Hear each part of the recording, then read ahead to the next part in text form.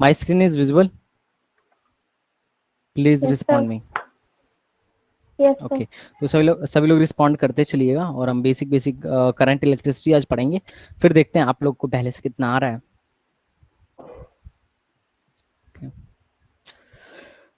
Hello guys, welcome to system bound goal. This is the best online coaching for AMU, JAMA and BHU entrance preparation.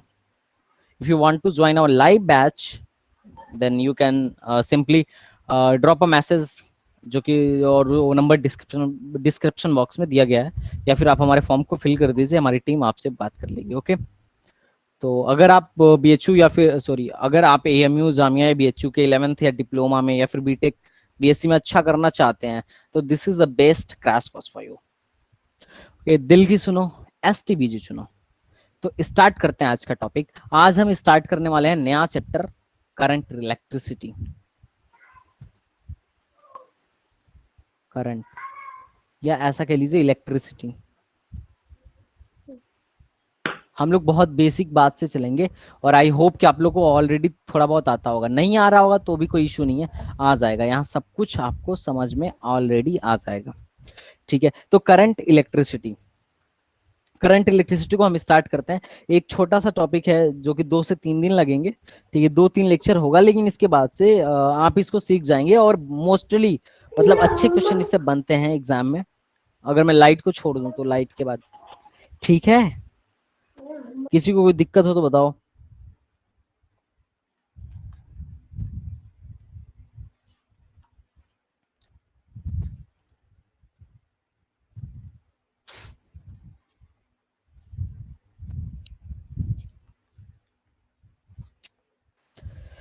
Electricity की शुरुआत कहाँ से होती है? देखो, करंट इलेक्ट्रिसिटी का हम पहला टॉपिक जो पढ़ेंगे, दिस इज टॉपिक 1। मेरी आवाज आ रही है सबको? टॉपिक 1 Yes, पहले sir. चार्ज के बारे में पढ़ेंगे। किसके बारे में पढ़ेंगे? चार्ज के बारे में पढ़ेंगे। Charge. चार्ज, देखो चार्ज जो होता है ना, चार्ज हर एटम के अंदर, अगर मैं कोई भी एटम मानूं, कोई भी एटम मानूं, तो एटम के अंदर क्या होता है? न्यूक्लियस होता है। बोलो, Yes, sir.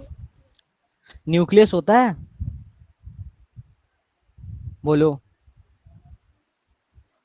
Yes, sir. Nucleus में क्या पाया जाता है? प्रोटॉन। और क्या पाया जाता And है? electron. न्यूट्रॉन नहीं, इलेक्ट्रॉन तो न्यूक्लियस के बाहर चक्कर लगाते हुए पाया जाता है। और न्यूक्लियस के देखो, किसी भी एटम के 2 पार्ट होते हैं। एटम के 2 पार्ट होते हैं। पहला पार्ट क्या होता है? न्यूक्लियस। दूसरा पार्ट क्या Nucleus. होता है? दूसरा पार्ट क्या होता है? Empty space. मतलब देखो, पूरा का पूरा अपना एटम खोखला होता है, बस बीच में एक न्यूक्लियस होता है और बाकी सब खोखला है। अब इस खोखले जगह पे इलेक्ट्रॉन्स के पाए जाने की संभावना होती है। तो इसके बाहर, न्यूक्लियस के बाहर क्या पाया जाता है? इलेक्ट्रॉन्स। अब देखो, न्यूक्लियस में भी 2 चीजें है। न्यूक्लियस में जो पाया जाता है उन सारी चीजों को हम न्यूक्लियॉन कहते हैं। क्या कहते हैं? Nucleus. जुबैर बोलो। अब न्यूक्लियॉन के भी 2 चीज होते हैं, न्यूक्लियॉन में भी 2 चीज होते हैं। पहला क्या होता है? प्रोटॉन। और दूसरा न्यूट्रॉन। अब मैं तुमसे पूछूं, प्रोटॉन की खोज किसने की थी, तो क्या बताओगे? पहले तो रदर न्यूक्लियस की खोज किसने की थी, ये बताओ। रदरफोर्ड। हाँ या ना? न्यूक्लियस की खोज किसने की थी? रदरफोर्ड। अरे बोलो, hello guys, am I audible और नॉट? रिस्पॉन्ड नहीं कर रहे। Yes, sir. कौन कौन क्लास में है? बहुत बेसिक चल रहा है क्या? Yashin, yes sir. अरे बोलो यार, अभी तो बेसिक चल रहा है, अभी क्लास का लेवल उठेगा, देखना तुमसे क्वेश्चन, तुम जो 10th में नहीं किए होगे वैसे क्वेश्चन लगाओगे तुम। तो अभी बेसिक मेरा साथ दो, ठीक है। न्यूक्लियस की खोज किसने की थी? रदरफोर्ड ने की थी। अब प्रोटॉन की खोज किसने की थी? वो भी लोग कहते हैं रदरफोर्ड ने की थी। लेकिन अगर कभी ऑप्शन में रदरफोर्ड ना दे, गोल्डस्टीन दिया हो, तो हम गोल्डस्टाइन भी लिख सकते हैं, ठीक है। और न्यूट्रॉन की खोज किसने की थी? चैडविक। इलेक्ट्रॉन की खोज किसने की थी? J Thomson, J Thomson. Thomson. ठीक है। हिंदी में हम लोग पढ़ते थे ईंटा पर नाचे, ईंटा पर नाचे। देखो ईटा, ईटा मतलब इलेक्ट्रॉन, इलेक्ट्रॉन को ई माइनस से इलेक्ट्रॉन। रिप्रेजेंट करते हैं। टा मतलब टॉमसन हिंदी में। पर मतलब प्रोटॉन। र मतलब रदरफोर्ड हिंदी में। ना मतलब न्यूट्रॉन, ना मतलब न्यूट्रॉन। न्यूट्रॉन। और चे मतलब चैडविक हिंदी में, चैडविक। चैडविक। तो याद रखना, ये कई बार क्वेश्चन में पूछा जाता है कि इलेक्ट्रॉन का खोज किसने किया था, प्रोटॉन का किसने किया था, न्यूट्रॉन का किसने किया था। ठीक है। ठीक है। तो अब हो गया इलेक्ट्रॉन प्रोटॉन न्यूट्रॉन की बात। अब देखो इन सब पे चार्ज होते हैं, इन सब पे क्या होता है, चार्ज होते हैं। इलेक्ट्रॉन पे जो चार्ज होता है वो निगेटिव होता है। कैसा होता है, निगेटिव। और उसकी वैल्यू होती है -1.6 इंटू 10⁻⁻19 कूलम। ठीक है। प्रोटॉन पे पॉजिटिव होता है तो हम P+ लिखते हैं, इस पे चार्ज होता है पॉजिटिव होता है। कितना होता है, इसके अपोजिट होता है। और न्यूट्रॉन पे 0 चार्ज होता है, न्यूट्रॉन पे क्या होता है, 0 चार्ज होता है। ठीक है।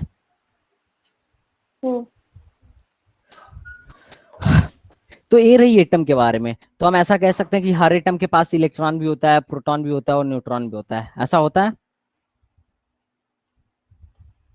Yes, sir. बोलो।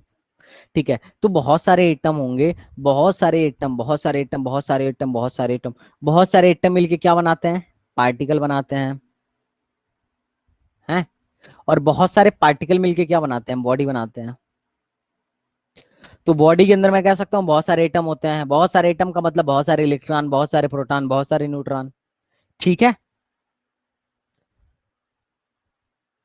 अरे बोलो, कह सकते हैं Yes, ना। sir. तो इस प्रकार हम बात कर सकते हैं इलेक्ट्रॉन प्रोटॉन न्यूट्रॉन।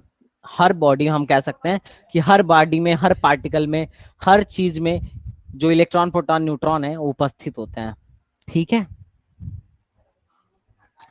तो जो चार्ज हुआ, चार्ज दो तरीके का डिफाइन किया गया। पहला कैसा चार्ज डिफाइन किया गया, पॉजिटिव चार्ज। और दूसरा कैसा डिफाइन किया गया, negative charge. Negative charge.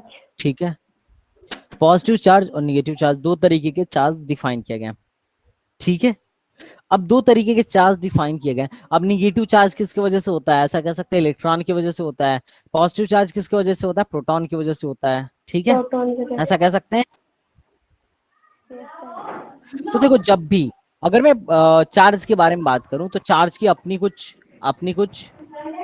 Properties होती हैं। आइडेंटिटी। प्रॉपर्टीज, प्रॉपर्टीज क्या होता है, कुछ चार्ज की प्रॉपर्टीज क्या होता है, ध्यान से देखो। चार्ज दो टाइप के होते हैं, पॉजिटिव और निगेटिव। अब जो पॉजिटिव चार्ज होता है ना, पॉजिटिव चार्ज होता है, पॉजिटिव चार्ज होता है। अब चार्ज में से ना कुछ क्या होता है कि ऑलरेडी इलेक्ट्रिक फील्ड लाइंस निकलती रहती हैं। पॉजिटिव चार्ज में से इलेक्ट्रिक फील्ड लाइंस निकलती रहती हैं। और निगेटिव चार्ज कब होता है, जब इलेक्ट्रिक फील्ड लाइंस उसमें इंटर करती रहती हैं। जिस चार्ज में इलेक्ट्रिक फील्ड लाइन इंटर करेंगी वो निगेटिव, और जिस चार्ज से इलेक्ट्रिक फील्ड लाइंस बाहर निकलेंगी वो पॉजिटिव। ठीक बात। Yes sir, yes sir. ठीक है। तो दिस इज पहली प्रॉपर्टी थी। दूसरी, जब भी हम पॉजिटिव और निगेटिव चार्ज को पास लेके आएंगे, सेकेंड, फोर्स। जब भी दो चार्ज को आप पास लेके आएंगे, दो चार्ज पार्टिकल को पास लेके आएंगे, तो उसमें एक फोर्स लगने लगेगा। एक क्या लगने लगेगा, फोर्स अप्लाई होने लगेगा। फोर्स। और ये फोर्स जो होता है इलेक्ट्रोस्टैटिक्स फोर्स कहलाता है। तुम कभी कंघी को बाल में रगड़ के छोटे छोटे कागज के टुकड़ों से चिपका के देखना, चिपक जाता है। कभी ऐसा तुमने किया यस कंघी या सर। पेन को रगड़ के? यस क्यों सर। होता है, यस क्यों सर। होता है? जी मैं ये इस कदर होता है कि तुमने कंघी क्या करा, कंघी को बाल में लगड़ा, बाल में क्या करा, लगड़ा, हम्म। तो कुछ इलेक्ट्रॉन तुम्हारे कंघी में से निकल गए, कुछ इलेक्ट्रॉन तुम्हारे कंघी से निकल गए, तो तुम्हारे कंघा जो तुम्हारी कंघी थी वो निगेटिव चार्ज उस पे आ गए। देखो, सॉरी पॉजिटिव चार्ज आ गए। देखो, इलेक्ट्रॉन निकलना मतलब पॉजिटिव चार्ज आना, और इलेक्ट्रॉन आना मतलब निगेटिव चार्ज आना। बोलो, बात समझ में आ रही है? Yes, sir. तो तुम्हारे कंघी से क्या हो गया, इलेक्ट्रॉन निकल गए, तो कंघी पॉजिटिव चार्ज हो गई, और यहाँ पे इलेक्ट्रॉन्स बहुत सारे हैं तुम्हारे छोटे छोटे कागज के टुकड़ों पे, तो ये पॉजिटिव और निगेटिव एक दूसरे को अट्रैक्ट करते हैं। अभी मैं बताऊंगा कि कौन किसको अट्रैक्ट करता है, लेकिन ये समझ लो जब भी कोई दो चार्ज पार्टिकल हैं पास लेके आएंगे तो उस पर क्या लगने लगेगा, फोर्स लगने लगेगा। Am I correct? Yes, am I sir. Correct और नॉट? तो देखो, ये पार्टिकल ए है, ये पार्टिकल बी है, दोनों को पास लेके आओगे तो फोर्स लगेगा। अब किस टाइप का फोर्स लगेगा इस पे हमें बात करना है। तो देखो, जब भी लाइक पार्टिकल लेके आओगे, लाइक पार्टिकल या लाइक चार्ज कह लो, ज्यादा बेटर रहेगा, लाइक चार्ज लेके आओगे, लाइक चार्ज लेके आओगे तो रिपल्सन लगेगा। क्या लगेगा? Repulsion. और अनलाइक चार्ज लेके आओगे तो Repel. अनलाइक चार्ज लेके आओगे तो Attraction. अट्रैक्शन लगेगा।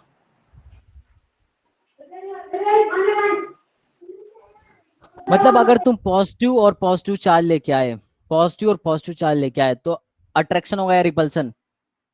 रिपल्सन होगा, दूर भागेंगे, ये इधर भागना चाहेगा, इधर भागना चाहेगा। लेकिन एक तुम पॉजिटिव और निगेटिव चार्ज लेके आ गए तो ये क्या करेगा, इसको खींचेगा, ये भी इसको खींचेगा। समझ में आया? इवन अगर तुम निगेटिव और निगेटिव दो चार्ज लेके आए, निगेटिव और निगेटिव, तो ये दोनों अलग अलग भागेंगी।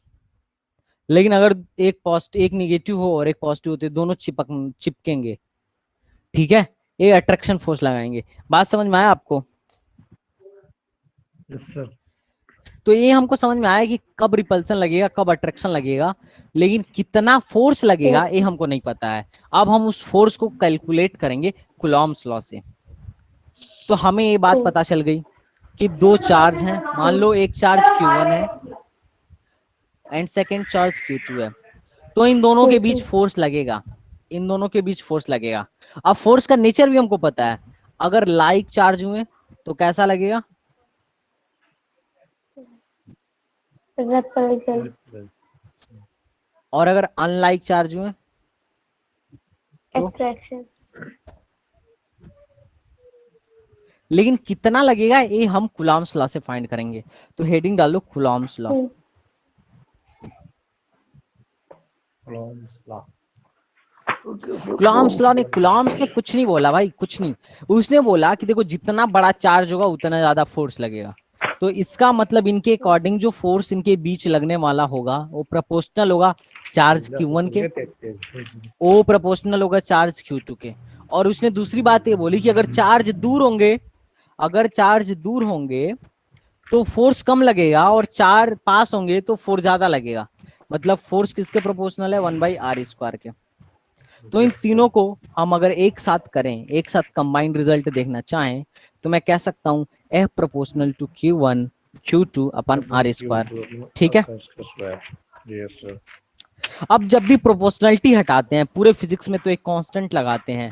यहाँ पे कुलाम्स लॉ ने एक कांस्टेंट लगाया, कुलाम जी ने, उन्होंने बोला K Q1 Q2 अपन r²। खत्म हो गया। सर के की वजह रखनी है कहाँ हमारे क्या K, बात पड़ेगा K is a proportionality constant जिसकी वैल्यू होगी SI यूनिट में 9 इंटू 10⁹9। ठीक है, एम आई राइट? न्यूटन पर कूलम स्क्वायर। ठीक है, newton metre square coulomb square, newton metre square coulomb पे -2। तो हमने K की वैल्यू देख ली 9 इंटू 10⁹9। तो F हमें याद रहेगा, F हमें याद रहेगा, F की वैल्यू क्या है, K Q1 Q2 upon r²। M I right और नॉट? कितने लोगों को कूलम्स लॉ याद हो गया? कूलम ने क्या बोला कि जितना बड़ा चार्ज उतना बड़ा फोर्स, जितना पास चार्ज उतना ज्यादा फोर्स, तो इसके अकॉर्डिंग F प्रोपोर्शनल Q1 होगा, F प्रोपोर्शनल टू Q2 होगा। Q1 बढ़ाइए फोर्स बढ़ेगा, Q2 बढ़ाइए फोर्स बढ़ेगा, लेकिन दूरी बढ़ाइए तो फोर्स घटेगा। ठीक है, तो इसके हिसाब से इन्होंने दे दिया। ये बात मेरी कितने लोग को समझ में आ गई? यस सर, समझ हेलो गए। भाई, समझ गए?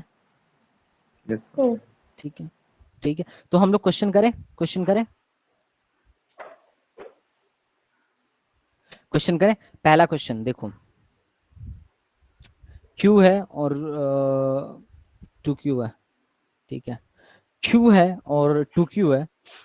ठीक है, इन दोनों के जो बीच फोर्स लग रहा था, ये किसी डिस्टेंस पे रखे होंगे। इन दोनों के बीच जो फोर्स लग रहा था वो F लग रहा था। अब मैंने क्या किया, इन दोनों के बीच की पहली डिस्टेंस R थी, अब मैंने इन दोनों के बीच की डिस्टेंस 2R कर दी। तो आप मुझे बताइए फोर्स कितना लगेगा। This is Q, this is 2Q, और मैंने डिस्टेंस 2R कर दी। तो फाइंड न्यू फोर्स, नया फोर्स बताइए। अच्छा, फोर्स का मात्रक क्या होता है? फोर्स का यूनिट क्या होता है? न्यूटन। ये याद है? फोर्स को किसमें मापते हैं, बताओ ना गाइज। न्यूटन। चार्ज को किसमें मापते हैं? कूलम। कूलॉम। ठीक है, तो एक कूलॉम को सम्मान देने के लिए चार्ज को कूलॉम में माप दिया गया। अब फोर्स बताओ। पहला क्वेश्चन था कि जब Q1 और Q2 R दूरी पे थे तो इनके बीच जो फोर्स लग रहा था F था। अब फोर्स क्या होगा अगर इनकी दूरी दोगुनी कर दी जाए? तो कुछ नहीं है सवाल, इस सवाल में कुछ नहीं है। इसके अकॉर्डिंग देखो, मैं पहले जब ऐसे रखा हुआ था तो इसके लिए इक्वेशन लिखूंगा। F बराबर क्या लिखूंगा, K Q इंटू 2Q अपन R स्क्वायर, है कि नहीं? मान लिया फाइनल फोर्स F डैश हो गया, तो F डैश क्या होगा, K Q इंटू 2Q अपन 2R का स्क्वायर, तो इसको लिख दू 4R square.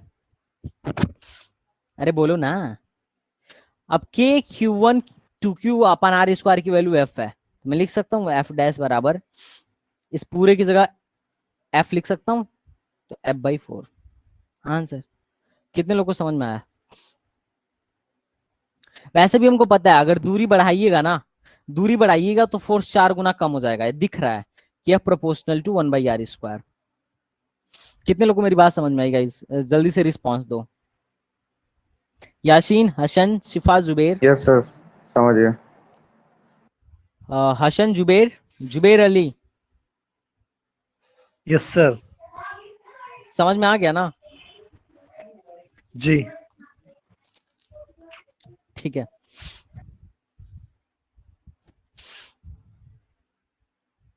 Okay, next question.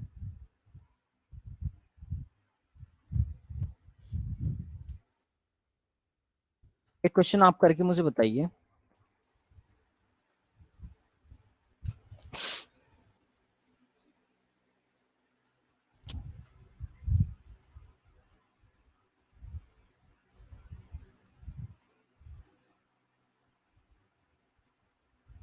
One electron और वन प्रोटॉन, ठीक है, 10 एंगस्ट्रॉम डिस्टेंस के बीच में रखे गए हैं, तो फोर्स इन दोनों के बीच कितना फोर्स लगेगा?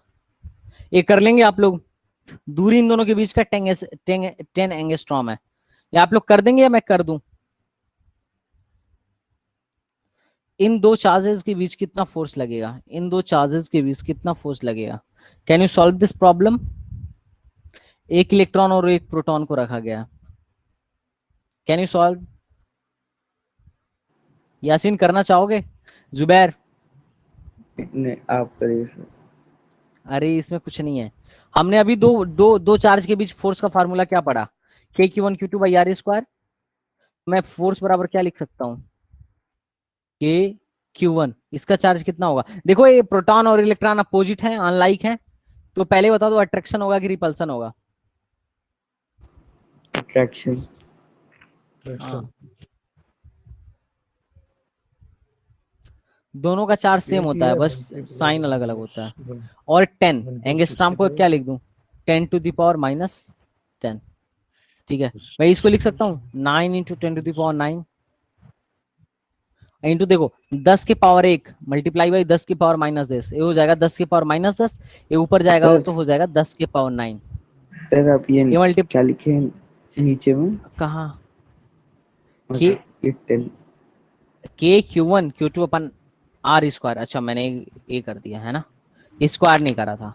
अब ठीक है, ठीक है तो ये सर। क्या हो जाएगा 10 की पावर से एक 18। एंगस्ट्रॉम बराबर। अच्छा okay okay okay okay sir. अच्छा एक एंगस्ट्रॉम बराबर नहीं पता, देखो एक एंगस्ट्रॉम बराबर 10 के घात -10 मीटर। सर पता है, सर पता है, पता है। एक माइक्रोन बराबर 10 के घात -6 मीटर। ठीक है, सेंटीमीटर।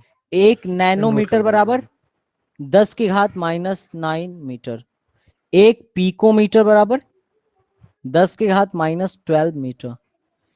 ठीक है, एटलीस्ट। और एक 1 mm बराबर तो पता ही होगा 10 के घात -3 मीटर। 10 किया था। ये याद है, mm। जी है ना, मिलीमीटर। अरे मीमी मीमी, हाँ मिलीमीटर, ये तो याद होगा। जी ओके सर। और 1 सेंटीमीटर बराबर 10 के घात-2 मीटर, ये तो याद ही होगा। 1 मीटर में 100 सेंटीमीटर बोलते हो, तो यस एक सर। सेंटीमीटर में कितना मीटर, 10 के घात-2 मीटर। ये ध्यान यस रखना है सर। भाई, ये बहुत यूज होने वाले फार्मूले हैं, इतना रिमेम्बर कर लो। ठीक है, दिमाग में बैठा ओके लो। सर, एक ओके और एक ओके। फर्मी होता है, वो 10 के घात-24 होता है। ठीक, अब इसको गुणा कर लो, 1 और 19 होगा। अब इसको सॉल्व कर लो, आंसर। ठीक है, कोई डाउट, यहां तक कोई डाउट नो प्लीज सर। बताओ। ठीक है, तो ये हमने क्या सीखा, फोर्स निकालना सीखा। हम आगे बढ़ते हैं।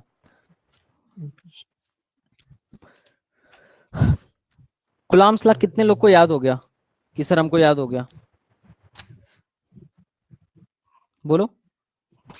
हमको सर याद हो गया। सर हो गया। अच्छा बताए, सर अगर F बराबर। लेकिन एक एक चीज और है, ये जो हमने फार्मूला कूलम्ब्स वाला पढ़ा ना, ये तब ये किसके लिए पढ़ा गया, ये वैक्यूम के लिए पढ़ा गया। वैक्यूम के लिए पढ़ा गया K Q1 Q2/R²। लेकिन अगर ओके सर। वैक्यूम के जगह अगर कोई मीडियम हो जाए, जैसे पानी में तुमने रख दिया, तुमने मीडियम में रख दिया, कूलम्ब्स लॉ इन मीडियम।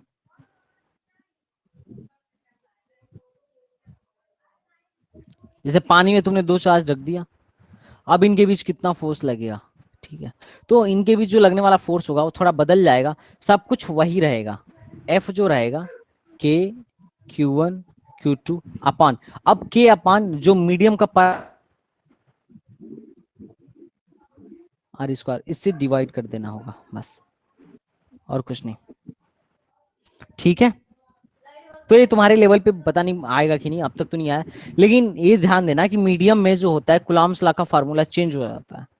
ठीक है, सर ये तो 11th में दिखा है सर, 11th क्लास। 10th में भी होता है कुछ कभी कभी, तुम्हें पता होना चाहिए, पेपर्स में वो लोग मतलब दे देते हैं आगे तक का। तो मैं बस थोड़ा सा आइडिया दे रहा हूँ, बस थोड़ा सा आइडिया दे रहा हूँ, ज्यादा नहीं। Okay sir. ठीक है, अब हम बात कर लेते हैं इलेक्ट्रिक फील्ड के बारे में। इलेक्ट्रिक फील्ड क्या होता है, देखो। अब देखो तुम धरती पे हो ना, धरती पे हो, ग्रेविटी का अपना एक फील्ड है, कुछ दूरी तक ही ग्रेविटी तुमको अपने पास खींच पाएगी। ध्यान से देखना, जो लोग एस्ट्रोनॉट होते हैं ना, बाहर जाते हैं, तो क्या होता है ना, अपनी धरती गोल है, ऐसे गोल है। ठीक है, अब इस धरती का एक रेंज है, इस रेंज के अंदर अगर तुम बॉल फेंक रहे हो ना, तो इस रेंज के अंदर अगर तुम्हारी बॉल है, तब तो वापस लौट के आएगी। लेकिन तुमने अगर इतना तेज बॉल फेंक दिया, या फिर तुम उड़ के इतना दूर चले गए धरती से, कि तुम इसके रेंज को क्रॉस कर गए, तो फिर तुम लौट के नहीं आओगे। मतलब पृथ्वी तुम पे फोर्स लगाना बंद कर देगी, फिर पृथ्वी तुमको अट्रैक्ट नहीं कर पाएगी अपने तरफ। समझ में आया, नहीं समझ में आ रहा है? समझिए सर।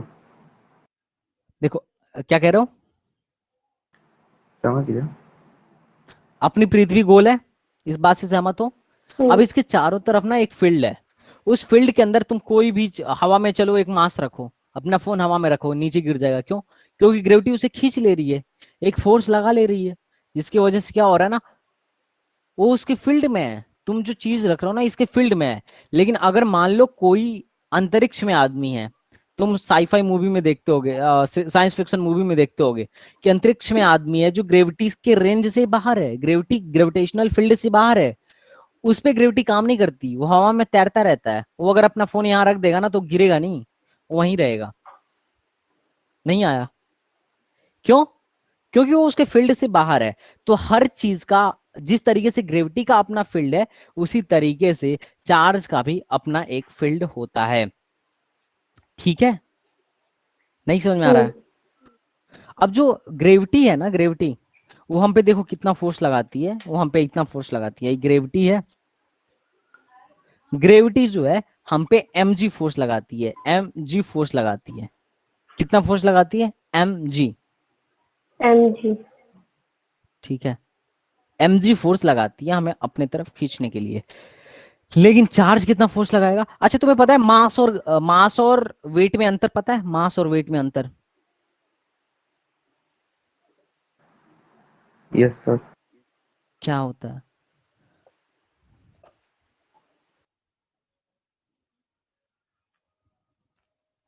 यहाँ पे जो m फॉर्मूला में यूज हो रहा है दैट इज मास। इसको हम केजी में मापते हैं। किस में मापते हैं? केजी में। और वेट किस में मापते हैं? न्यूटन में मापते हैं। जो mg है ना, mg, दिस इज वेट। इसको हम किस में मापते हैं? न्यूटन में मापते हैं। तुम ग्रह बदल दोगे, तुम्हारा mg वेट बदल जाएगा। अगर तुम यहाँ पे 20 न्यूटन वेट है तुम्हारा, तो हो सकता है कि 20/6 चंद्रमा पे हो जाए। अगर 60 न्यूटन वेट है अगर तुम्हारा धरती पर, तो हो सकता है कि तुम 10 किलो के हो जाओ चंद्रमा पे, सॉरी 10 न्यूटन के हो जाओ चंद्रमा पे। लेकिन अगर तुम्हारा मास यहाँ पे 60 किलो है, तो चंद्रमा पे भी 60 किलो होगा। बस ग्रेविटी की वजह से ग्रेविटेशनल फोर्स कम लगने लगेगा, क्योंकि ग्रेविटी वहां कम हो गई। तो जो मास है कहीं नहीं बदलता है, सिर्फ ग्रेविटी बदलती है, ध्यान में रखना। ठीक है? ग्रह बदलोगे ग्रेविटी बदलेगी, मास नहीं बदलेगी। ठीक है? अब मैं इलेक्ट्रिक फील्ड के बारे में बात कर रहा था। तो जिस तरीके से अपने धरती माता का एक ग्रेविटेशनल फील्ड होता है, उसी तरीके से ठीक हर चार्ज का अपना ग्रेविटेशनल फील्ड होता है उसके चारों तरफ। इलेक्ट्रिक फील्ड होता है चारों तरफ। ग्रेविटी है तो ग्रेविटेशनल फील्ड, धरती है तो ग्रेविटेशनल फील्ड, चार्ज है तो इलेक्ट्रिक है तो इलेक्ट्रिकल फील्ड। ठीक है? अब इस इलेक्ट्रिक फील्ड के अंदर कोई कौन है जी? अगर इस इलेक्ट्रिक फील्ड के अंदर कोई भी तुम चार्ज लेके आओगे ना, तो उस पर फोर्स लगने लगेगा, वो अपने तरफ खींचने लगेगा, या तो खींचने लगेगा या बाहर भगाने लगेगा। मतलब या तो रिपल्सन करने लगेगा या अट्रैक्शन करने लगेगा। बात समझ में आई?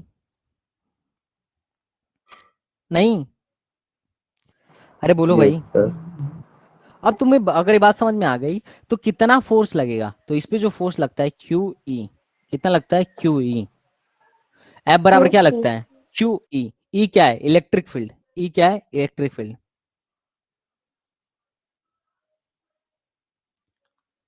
ई क्या है? क्यू क्या है? चार्ज। एफ क्या है? फोर्स। अब मैं तुमसे यहाँ पे पूछूंगा कि इलेक्ट्रिक फील्ड का यूनिट बताओ, जो कि क्वेश्चन में आया हुआ है, एग्जाम में आया हुआ है। इलेक्ट्रिक फील्ड का यूनिट तो कैसे बताओगे? बोलोगे कि सर जो फोर्स होता है क्यू ई के बराबर होता है, तो जो ई की वैल्यू होगी क्या होगी? F upon Q. हाँ या ना? अरे बोलो ना। तो इसका यूनिट क्या होगा? फोर्स का यूनिट न्यूटन अपॉन चार्ज का यूनिट कूलाम। इसको हम कहेंगे न्यूटन पर कूलाम। क्या बोलेंगे? अरे कहाँ गए सभी न्यूटन लोग? पर कूलम। ठीक है, समझ में आ रहा है या नहीं आ रहा? हाँ या यस ना सर। बताओ। ठीक है, यासीन समझ में आ रहा है तुम्हें? यासीन, हसन भाई आप यस रिप्लाई सर। नहीं करते हैं।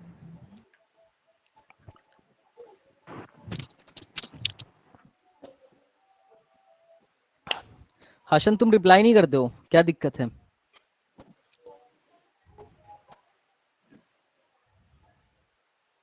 Electric field unit. Electric field का यूनिट क्या होता है?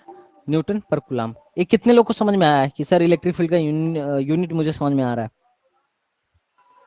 ठीक है? अब जो इलेक्ट्रिक फील्ड होता है, एक वेक्टर क्वांटिटी होता है। वेक्टर क्वांटिटी dt होता है। This is a vector quantity, इसका डायरेक्शन होता है। इलेक्ट्रिक फील्ड यूनिट का डायरेक्शन होता है। क्यों? क्योंकि हमको पता है पॉजिटिव से इलेक्ट्रिक फील्ड लाइन निकलती हैं, मतलब आउटवर्ड डायरेक्शन में होती हैं। निगेटिव पे क्या है? निगेटिव में इलेक्ट्रिक फील्ड लाइन घुसती हैं तो इनवर्ड डायरेक्शन में होती हैं, तो इसका मतलब इसके पास डायरेक्शन है।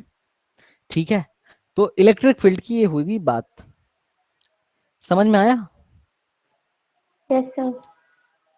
ठीक है, हम पोटेंशियल, इलेक्ट्रिक फील्ड के बाद आता है पोटेंशियल।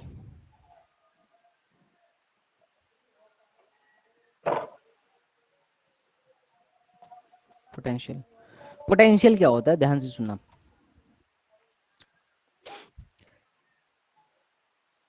यहाँ पे कोई चार्ज है तो इसका इलेक्ट्रिक फील्ड होगा कि नहीं होगा? ईयरफोन का माइक खराब है, ओ सॉरी, ये कोई दिक्कत नहीं भाई। अच्छा एक बताओ, यहाँ कोई चार्ज है, यहाँ कोई चार्ज है तो इसका इलेक्ट्रिक फील्ड अपना एक इलेक्ट्रिक फील्ड होगा कि नहीं होगा? हाँ या ना बोलो। तो अगर यस तुम सर। बाहर से किसी चार्ज को यहाँ पे इसके अंदर, इसके फील्ड के अंदर लेके आओगी तो इस पे एक फोर्स लगने लगेगा। Yes sir. मान लिया मैं 1 कूलाम पॉजिटिव चार्ज लेके आ रहा हूँ, यूनिट टेस्ट पॉजिटिव चार्ज लेके आ रहा हूँ, तो ये इसको आने देगा क्या? नहीं आने देगा। इस पे एक रिपल्सन फोर्स लगाने लगेगा, बोलेगा भागो भागो, तुम लाइक हो। अगर अनलाइक होता, अगर निगेटिव होता तो उसको खींचता, बोलता आ जाओ मेरे पास आ जाओ। लेकिन ये अनलाइक है, ये कैसा है? पॉजिटिव चार्ज है तो इसको भगाएगा, आने तो नहीं देगा ना ये। तो जब नहीं आने देगा तो हम चाहते हैं कि इसके पास जाए, तो इसके फील्ड में लेकर आने के लिए हमको एक्स्ट्रा काम करना पड़ेगा, जबरदस्ती लेके आना पड़ेगा। तो जो वर्क करना पड़ेगा, मतलब इनफाइनाइट से किसी पॉजिटिव टेस्ट चार्ज को इलेक्ट्रिक फील्ड के अंदर किसी पॉइंट पर लाने के लिए जो वर्क करना पड़ता है उसको कहते हैं इलेक्ट्रिक पोटेंशियल। उसको कहते हैं इलेक्ट्रिक पोटेंशियल। इलेक्ट्रिक पोटेंशियल क्या होगा? वर्क करना पड़ा पोटेंशियल चार्ज को, इलेक्ट्रिक वर्क करना पड़ा इलेक्ट्रिक चार्ज को लाने में। मतलब Q बराबर अगर मैं 1 बोलूं तो मैं V बराबर W बोलूंगा। तो 1 कूलाम चार्ज को किसी इलेक्ट्रिक फील्ड के अंदर लाने में, देखो 1 कूलाम चार्ज को इनफाइनाइट से किसी इलेक्ट्रिक फील्ड के अंदर लाने में जो काम करना पड़ता है वो क्या कहलाता है? इलेक्ट्रिक पोटेंशियल कहलाता है। क्या कहलाता है? इलेक्ट्रिक पोटेंशियल कहलाता है। तो इलेक्ट्रिक पोटेंशियल का फॉर्मूला याद रखोगे, V is equal to W upon Q। इसका यूनिट बताओ फिर, यूनिट बताओ। यूनिट तुम्हारे एग्जाम में बहुत पूछा जाता है, यूनिट बताओ, खुद निकाल के बताओ। वर्क का यूनिट क्या होता है गाइज? काम का यूनिट जूल। क्या होता है? Work, joule. जूल। और इसका Q का सी यूनिट क्या होता है? मतलब कुलाम। कुलम। तो मैं इसको कह दूं जूल पर कुलाम। ठीक है, यस सर। इसको सम्मिलित रूप से एक नया नाम दिया गया, बोल्ट। क्या नाम दिया गया? सम्मिलित रूप से एक नया नाम दे दिया गया, बोल्ट। जूल पर कुलाम कहने से बढ़िया हम लोग बोल्ट कहते हैं। क्या कहते हैं? बोल्ट कहते हैं। तो इलेक्ट्रिक पोटेंशियल समझ में आया? Yes sir. ठीक है, यस सर। तो देखो कई बार क्वेश्चन में जो सबसे मेन चीज पूछा जाता है ना, मैं अभी तुमको उस पे लेके चलता हूँ। ठीक है, उससे पहले हम एक चीज और डिफाइन कर लेते हैं, वोल्ट मीटर।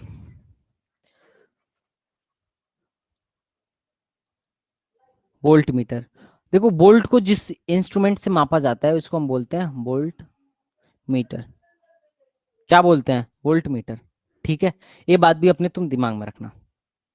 यहां तक था सिर्फ चार्ज के बारे में, यहां तक किसके बारे में था? सिर्फ चार्ज के बारे में। चार्ज के बारे में हमने क्या पढ़ा?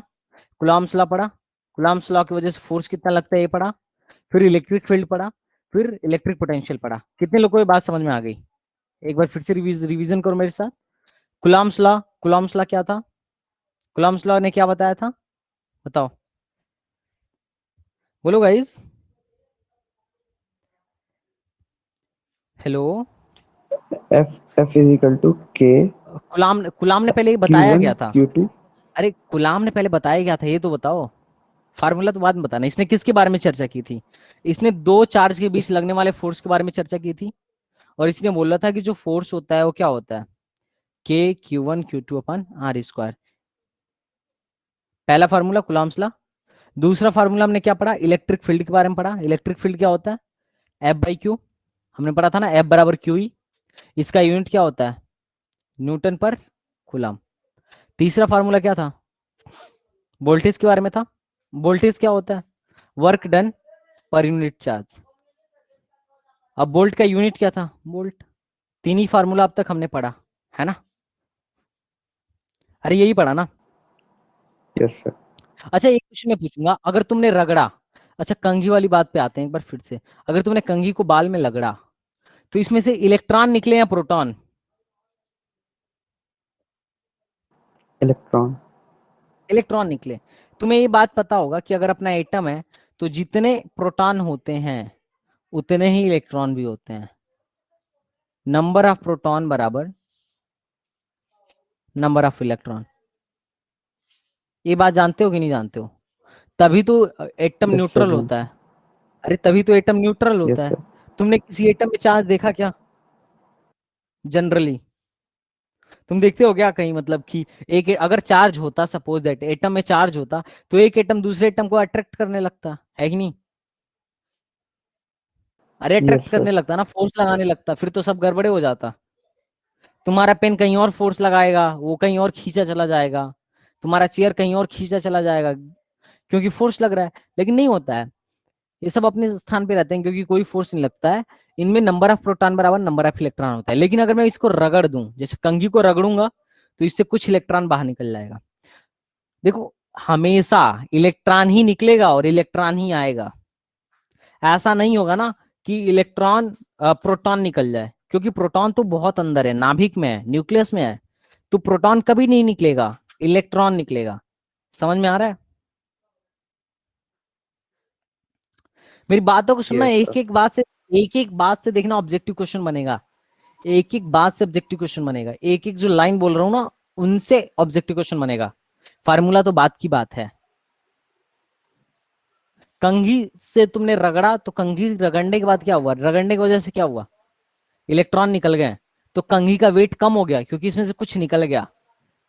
अगर किसी चीज में इलेक्ट्रॉन आ गए तो उसका वेट बढ़ जाएगा। क्यों, क्योंकि इसमें इलेक्ट्रॉन आ गए। ठीक है, बात समझ में आया। Yes sir. तो यह यहाँ तक सिर्फ चार्ज के बारे में था, यहाँ तक सिर्फ चार्ज के बारे में था। अब हम पढ़ेंगे करंट के बारे में। किसके बारे में पढ़ेंगे, अब यहाँ से अपना करंट स्टार्ट होगा। करंट।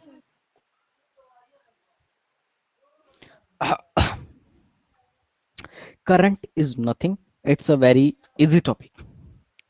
देखो हर, तुमको पता है हर एटम में क्या है। देखो हम हमारे जो हमको करंट पढ़ना है ना, वो मेनली तीन चीजों में पढ़ना है। हमारे आसपास सिर्फ तीन तरीके के मटेरियल उपलब्ध हैं। कितने तरीके के मटेरियल उपलब्ध हैं, तीन तरीके के। पहला जो तीन। मटेरियल होता है उसको हम कहते हैं कंडक्टर। दूसरा मटेरियल, इंसुलेट। हाँ, या इंसुलेटर। और तीसरा मटेरियल सेमीकंडक्टर।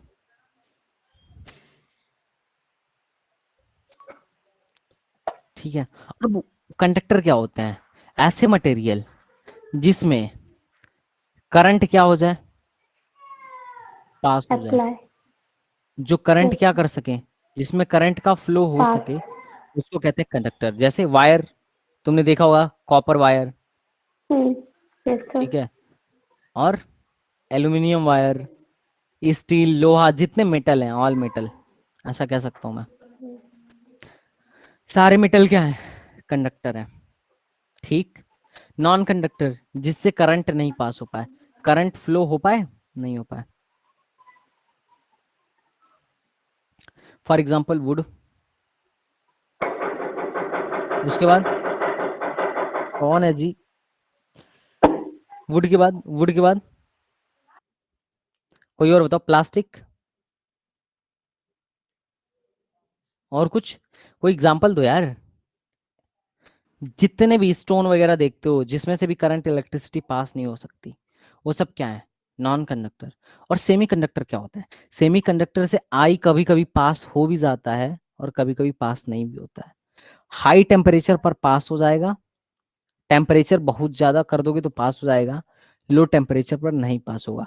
ये कुछ विशिष्ट परिस्थितियों में ही पास होगा, जैसे सिलिकॉन, जर्मेनियम, इनसे मिलके बनता है डायोड, ट्रांजिस्टर।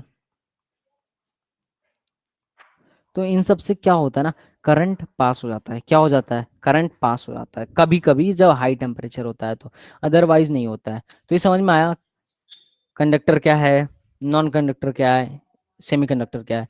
ये दोनों एग्जांपल याद रखना, वो पूछेगा कि सिलिकॉन क्या है, कंडक्टर, नॉन कंडक्टर या सेमीकंडक्टर या नन ऑफ दीज। तो क्या Okay, sir. बोलोगे? क्या बोलोगे? Silicon, Semiconductor. सेमीकंडक्टर। ठीक है, तो एग्जाम्पल जरूर याद रखना। तो हमने करंट देखा कि करंट किस में फ्लो हो सकती है। अब करंट भाई होगा तो क्यों फ्लो होगा, इस पे थोड़ी चर्चा करते हैं, इस पे थोड़ी बेसिक बेसिक चर्चा करते हैं कि करंट क्यों फ्लो ही होता है, रीजन क्या है करंट फ्लो होने का। तो उसका रीजन कुछ नहीं है, रीजन कुछ ऐसा है।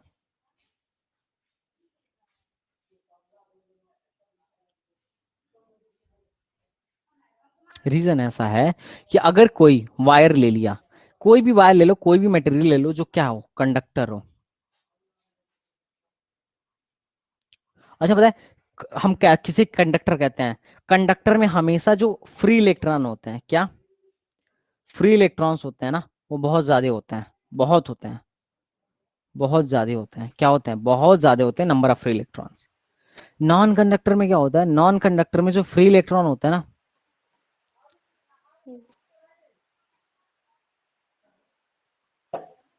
नॉन कंडक्टर में जो फ्री इलेक्ट्रॉन होते हैं जीरो होते हैं, बहुत कम होते हैं, नन नन होते हैं। और सेमीकंडक्टर में ना थोड़े होते हैं, थोड़े होते हैं, लेकिन होते हैं। ठीक है, तो देखो जिसमें क्या होगा ना, जिसमें नंबर ऑफ फ्री इलेक्ट्रॉन होंगे, जितने ज्यादा नंबर ऑफ इलेक्ट्रॉन होंगे, नंबर ऑफ फ्री इलेक्ट्रॉन, वो उतना ही अच्छा कंडक्टर होगा। तो जो कंडक्टर होते हैं उसमें क्या होते हैं, नंबर ऑफ फ्री इलेक्ट्रॉन्स पाए जाते हैं। तो मान लो बहुत सारे नंबर ऑफ फ्री इलेक्ट्रॉन्स हैं, बहुत सारे क्या है, नंबर ऑफ फ्री इलेक्ट्रॉन्स हैं। क्या मैं पूरे करंट में दो नारा है, पहला नारा, पहला नारा, अगर मैं तुम इलेक्ट्रॉन को भगाओगे ना, मान लो इलेक्ट्रॉन को तुम इस डायरेक्शन में भगाने लगे, इस डायरेक्शन में, तो करंट इसके अपोजिट डायरेक्शन में फ्लो होगा, पहला नारा। ठीक है, या फिर अगर तुम प्रोटॉन को इस डायरेक्शन में भगाओगे, प्रोटॉन, तो करंट प्रोटॉन के ही डायरेक्शन में फ्लो होगा। ये समझ में आ रहा है? निगेटिव डायरेक्शन के अपोजिट में करंट फ्लो होता है, या फिर पॉजिटिव डायरेक्शन के डायरेक्शन में करंट फ्लो होता है। पहला नारा समझ में आया? बोलो, पहला नारा समझ में आया? पहला नारा कितने सर लोग को रिपीट समझ में आया कीजिए, भाई? सर रिपीट अब कीजिए। क्लास की लेवल बढ़ेगी, अब यहां से बढ़ेगी। अभी तक तू लल्लू था। देखो करंट अगर अगर नंबर ऑफ, अगर कोई फ्री इलेक्ट्रॉन मूव कर रहा है, तो जब इलेक्ट्रॉन जिस डायरेक्शन में मूव करेगा, करंट उसके अपोजिट डायरेक्शन में पैदा होगा, पहली बात। ये समझ में आया?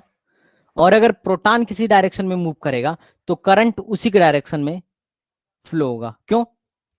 क्योंकि पॉजिटिव डायरेक्शन में ही करंट पैदा होगा, ये ध्यान रखना। बात समझ में आई? Yes sir. पहला यस सर। नारा है। और दूसरा नारा है जो करंट हमेशा हाई हाई पोटेंशियल से,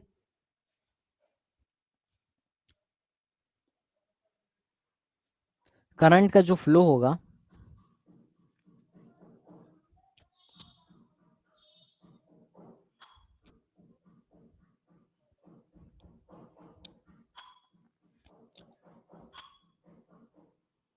हाई पोटेंशियल से लो पोटेंशियल की ओर होगा।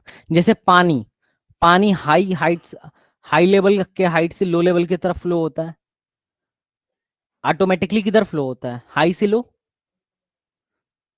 कि लो से हाई? अगर झरने से पानी गिरता है तो ऊपर से नीचे करता है या नीचे से ऊपर जाता है, ये बताओ। ऊपर से नीचे। हाई से लो। ऊपर से नीचे ना। तो इसी तरीके से करंट का जो फ्लो होगा, जिस तरह वाटर फ्लो हाई से लो होता है, उसी तरीके से करंट का फ्लो हाई पोटेंशियल से लो पोटेंशियल पे होता है। ये दोनों नारा याद रखना, ठीक है? ये पूरे करंट इलेक्ट्रिसिटी में काम आने वाला है। तो देखो जो फ्री इलेक्ट्रॉन होते हैं ना, फ्री इलेक्ट्रॉन होते हैं, वो अपन अटेंडम मूव करते हैं, अपने मन से मूव करेंगे। अब देखो, अब करंट फ्री इलेक्ट्रॉन मूव करने का मतलब करंट पैदा होना, फ्री इलेक्ट्रॉन मूव करने का मतलब करंट पैदा होना। लेकिन अगर मैं यहाँ कॉपर वायर दूं तुमको और मैं तुमको कहूँ इसे टच करो, तो टच करने पर करंट लग जाएगा क्या? Yes sir. क्यों लगेगा? मैं जब एक कॉपर वायर का टुकड़ा लेके आया, तुमको बोला टच करो, क्यों? तो करंट नहीं लगेगा? लगता है? कहाँ करंट लगता है? किसी को लगता है क्या? नहीं लगेगा। No sir. नहीं लगता है। क्यों? जबकि उसमें फ्री इलेक्ट्रॉन्स हैं, उसमें फ्री इलेक्ट्रॉन्स हैं, मूव भी कर रहे हैं, तो भी करंट नहीं लगता है। इसलिए नहीं लगता है ना कि देखो, एक इलेक्ट्रॉन इधर मूव करेगा, ठीक है, तो उसकी वजह से करंट इधर पैदा होगा। एक इलेक्ट्रॉन इधर मूव करेगा, उसकी वजह से करंट इधर पैदा होगा। एक इधर मूव करेगा, तो उसकी वजह से करंट इधर पैदा होगा। तो सब अपने जोड़े में मूव करते हैं, और ऐसे मूव करते हैं ना कि आई नेट जो होता है वो जीरो हो जाता है। मतलब इसका वाला करंट इसको काट देगा, इसका वाला करंट इसको काट देगा, तो आई नेट जीरो होता है। ऐसे मूव करते हैं। लेकिन लेकिन ध्यान से देखना, लेकिन ध्यान से देखना, प्लीज म्यूट योरसेल्फ सिफा। याशीन और जुबैर, आप लोग जवाब दीजिए। लेकिन अगर मैं इसी कॉपर वायर को, अगर मैं इसी कॉपर वायर को एक बैटरी से जोड़ दूं, अब देखो बैटरी का हम सिंबल लगाएंगे, ठीक है, बैटरी का हम सिंबल अभी तुम्हें दिखा रहे हैं। बैटरी, देखो बैटरी का सिंबल पूरे हम करंट इलेक्ट्रिसिटी में ऐसा दिखाएंगे। कैसा दिखाएंगे? ऐसा। बैटरी वैसे तुम लोगों ने देखा भी होगा, जो बड़ा वाला हम बना रहे हैं उसको कहेंगे पॉजिटिव टर्मिनल, जो छोटा वाला बना रहे हैं उसको क्या बोलेंगे? निगेटिव टर्मिनल, ठीक है। तो मैंने इसको क्या किया, एक बैटरी के साथ ज्वाइन कर दिया। क्या किया गाइस? बैटरी के साथ ज्वाइन कर दिया। एम आई ऑडेबल और not? Please respond. Yes sir. अब जब मैं बैटरी के साथ ज्वाइन करूंगा ना, तो अब देखना करंट कैसे फ्लो होगा। तुम्हें पता है कि जब भी बैटरी जोड़ोगे तो करंट फ्लो होने लगेगा, है ना? अगर मैं यहाँ पे एक बल्ब लगा दूं, अगर मैं यहाँ पे एक बल्ब लगा दूं, यहाँ पे एक बल्ब लगा दूं, ठीक है, यहाँ पे मान लो एक वायर था, मैं यहाँ पे एक बल्ब लगा दिया, ठीक है, वैसे होता ना बल्ब वाला, मैंने यहाँ पे एक बल्ब लगा दिया, तो ये जलने लगेगा। क्यों? क्योंकि करंट फ्लो हो रहा है, करंट फ्लो हो रहा है, ठीक है। हमने एक बल्ब लगाया, करंट फिलामेंट लगाया, करंट फ्लो हो गया। लेकिन क्यों करंट फ्लो हो रहा है, क्यों करंट फ्लो हो रहा है, इसके बारे में हम जानना चाहते हैं। तो उसका बहुत ही सिंपल सा लॉजिक है। जितने इलेक्ट्रॉन थे, इलेक्ट्रॉन को कौन खींचता है? Positive terminal. अरे पॉजिटिव चीज इलेक्ट्रॉन को खींच लेगा कि नहीं खींच लेगा? Yes sir. है। यस तो ये सर। पॉजिटिव टर्मिनल है, तो सारे इलेक्ट्रॉन्स इधर भागने लगेंगे, इसको खींचने लगेगा।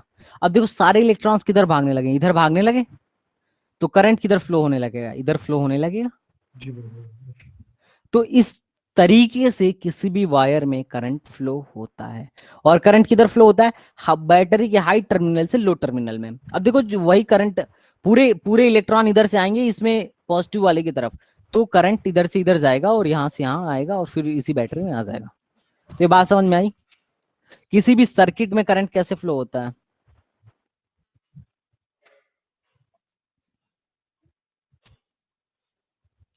सर्किट में करंट कैसे फ्लो होता है? समझ में आ गई? कैसे करंट जनरेट होता है? कितने लोग को ये बात समझ में आई? यस सर, समझिए। ठीक है। अच्छा, एक एक चीज और नोट कर लेना, जो सिल्वर होता है ना, सिल्वर बेस्ट कंडक्टर होता है इलेक्ट्रिसिटी का, क्योंकि इसमें नंबर ऑफ फ्री इलेक्ट्रॉन्स बहुत ज्यादा पाए जाते हैं। ठीक है, silver best conductor, sorry, silver, silver A G, इसका नाम है एजी, ओके सर। सिल्वर। क्योंकि ना इसमें बहुत ज्यादा करंट, इसमें वो बहुत ज्यादा उपाय जाते हैं, नंबर ऑफ फ्री इलेक्ट्रॉन।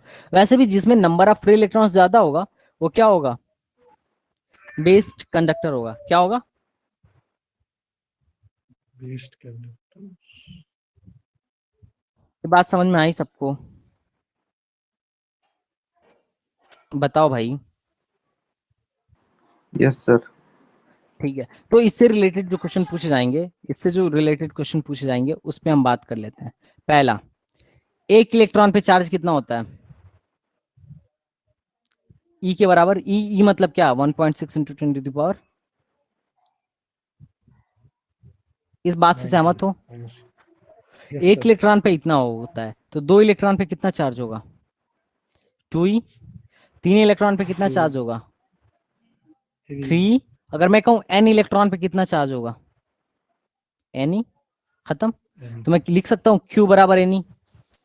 अगर मैं बोलूं कि n इलेक्ट्रॉन एक वायर से पास हो रहे हैं, n इलेक्ट्रॉन एक वायर से पास हो रहे हैं, n इलेक्ट्रॉन एक वायर से पास हो रहे हैं, तो टोटल चार्ज कितना पास हो रहा है? तो तुम बोलोगे सर Q बराबर है नहीं, खत्म, Yes, sir. पहला फार्मूला। ठीक है, Yes, sir. ई एन क्या है, एन क्या है, एन क्या है? नहीं, जो नहीं समझ में आया, बहुत बेसिक चल रहा है अभी, जो नहीं समझ में आया पूछो। अभी क्लास का लेवल अभी बढ़ जाएगा, 5-10 मिनट में बढ़ जाएगा, तुम्हें लगेगा कि अरे ये तो हम पढ़े ही नहीं थे। एन क्या है? Number of Electron. ई क्या है? 1.6 into 10⁻⁹ coulomb. Yes, sir. Clear और नॉट? Yes, sir. Clear हो गया। Number of electron और electron की powers. बोलो बोलो, कहाँ गया याशीन, शिफा? बोलो गाइज, तुम लोग भी बोलो, रिस्पॉन्ड करो कुछ। चलो, अब दूसरा टाइप का जो क्वेश्चन बोलेगा, अब बोलेगा कि क्यू इलेक्ट्रॉन पास हो रहा है 5 मिनट में, क्यू इलेक्ट्रॉन एक वायर से पास हो जा रहे हैं, क्यू इलेक्ट्रॉन, तो करंट कितना निकलेगा? तो करंट क्या होता है? Q upon T. करंट क्या होता है? Q upon T. देखो, flow of charge per unit time is called current. Flow of charge per unit time is called current. Flow of charge flow of charge per unit time is called current.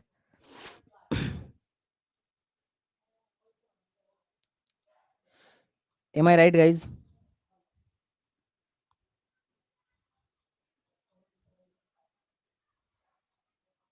Guys please मुझे बताओ, ये कितने लोग को मेरी बात समझ में आ गई? दूसरा फार्मूला हमने क्या देखा? आई बराबर क्यू अपन टी। आई बराबर क्यू अपन टी। कितने लोग को मेरी बातें समझ में आई? Yes, sir. Please respond. तो हमने करंट से रिलेटेड दो फार्मूला देखा, Q बराबर एन, और यहां से Q की वैल्यू मैं निकालूं तो मैं बोलूंगा I इंटू टी। Q बराबर आई टी। तो मैं ऐसा भी कह सकता हूं इन दोनों को, एन बराबर आई टी, ये भी कह सकता हूं। तो बेस मेन मेन फार्मूला ये दो ही है। ये तो बाकी आप मन करे तो याद कर लीजिए, मन करे तो छोड़ दीजिए, ठीक है? तो that's your choice. 1 minute wait करना।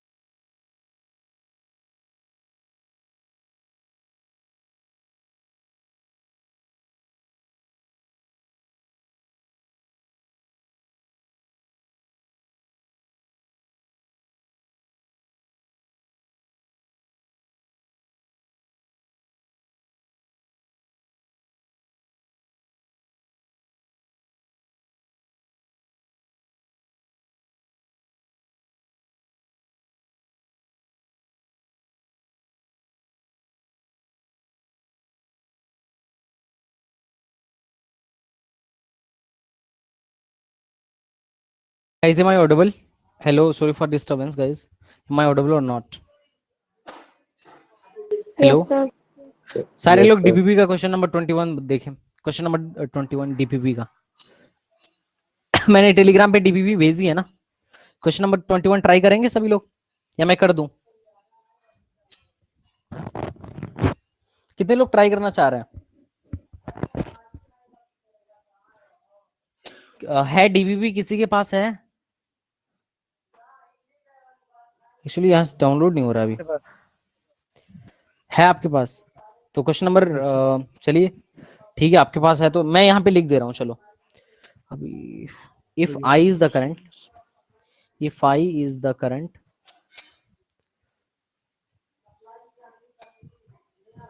if I is the current through a wire,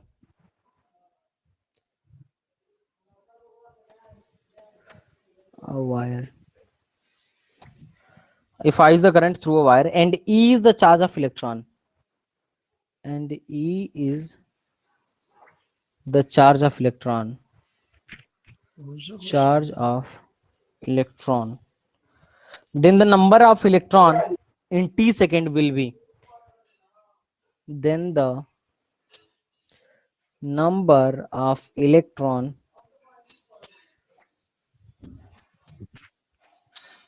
in t second will be given by.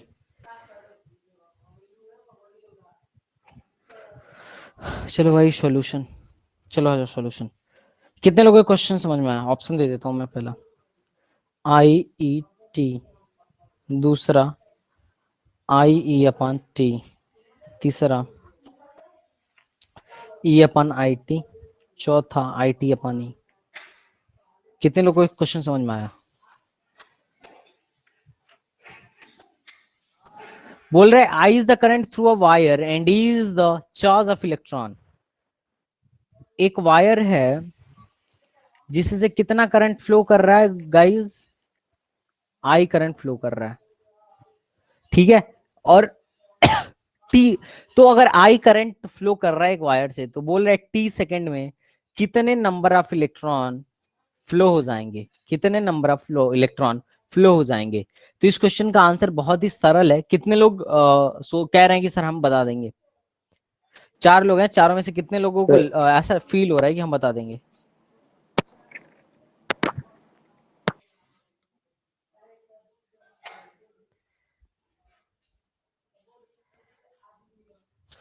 बताओ guys.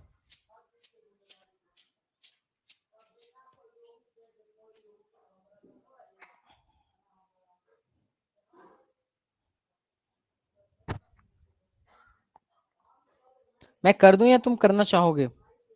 Please respond. Zubair, yes sir.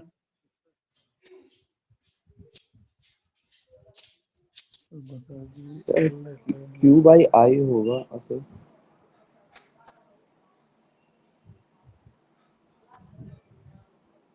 Q भाई आओ होगा। पर ऑप्शन नहीं है। अच्छा चलो, मान लिया n नंबर ऑफ इलेक्ट्रॉन क्या हो रहा है, फ्लो हो रहा है। तो हम Q तो निकाल सकते हैं ना। Q बराबर मैं n ही कह सकता हूं। अगर n number of electron flow करें तो कितना चार्ज फ्लो होगा? Q बराबर n ही फ्लो होगा, है ना। अरे अभी मैं करा था। अब अगर Q चार्ज फ्लो हो रहा है तो उससे कितना करंट पैदा होगा? Q/T, Q/T, है कि नहीं? इस बात से सहमत हो? अब Q की जगह n ही लग दो, n ही। हमको क्या निकालना है? n निकालना है। तो IT/E हो गया। कौन सा आंसर आया? Yes sir, yes sir. तुम लोग ये 10th में नहीं पढ़े थे क्या ऐसा क्वेश्चन? ये बताओ पहले।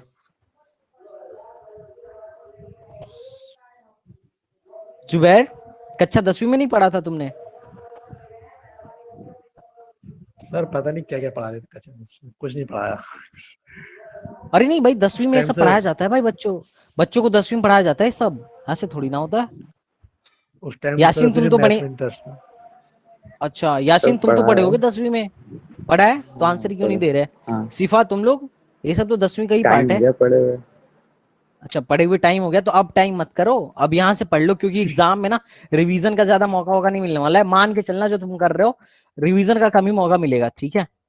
अगर टाइम मिलेगा तो मैं खुद रिवीजन कराऊंगा। लास्ट ईयर के जितने पेपर्स क्वेश्चन मिल जाएंगे, तुम लोग भी क्वेश्चन कलेक्ट करके रखते रहो, मुझे सेंड करते रहो। हम लोग सारे क्वेश्चन करेंगे, ठीक है, चाहे जिस भी लेवल का हो। जैसे एक दिन जुबेर ने टिग्नोमेट्री का दिया था मुझे, उसके बाद जिस दिन उसका डिस्कशन था टिग्नोमेट्री का, आया ही नहीं जुबेर।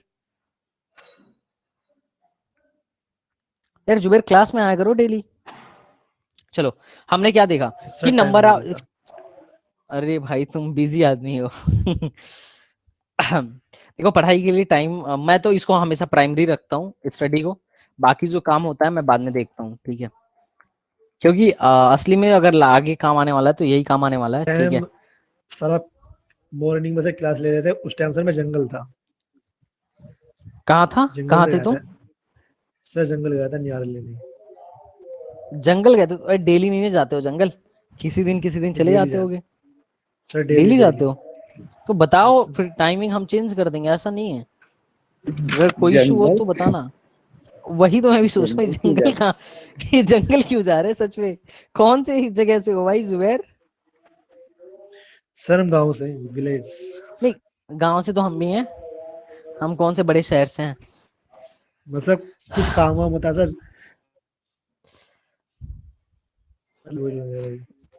ओके चलो कोई बात नहीं। तो तुम लोगों ने क्या सीखा, अभी क्या सीखा?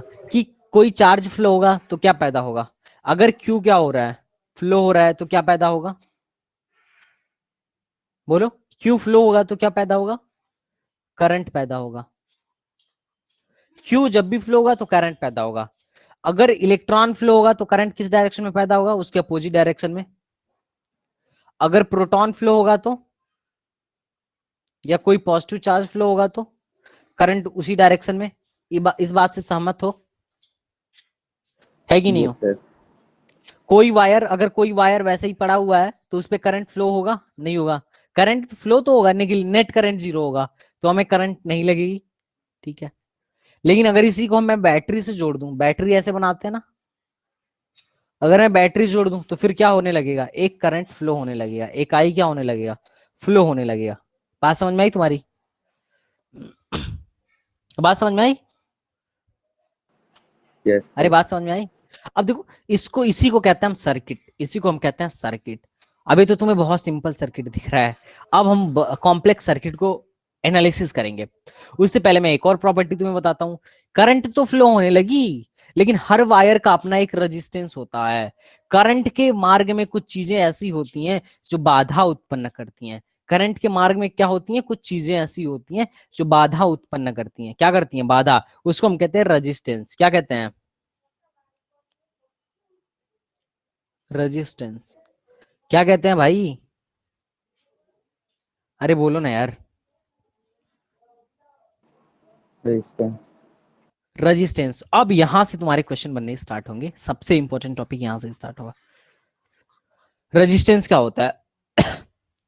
रेजिस्टेंस क्या होता है? ये हर वायर का, हर मटेरियल का एक प्रॉपर्टी होता है जो क्या करता है? करंट फ्लो का अपोज करता है। क्या करता है?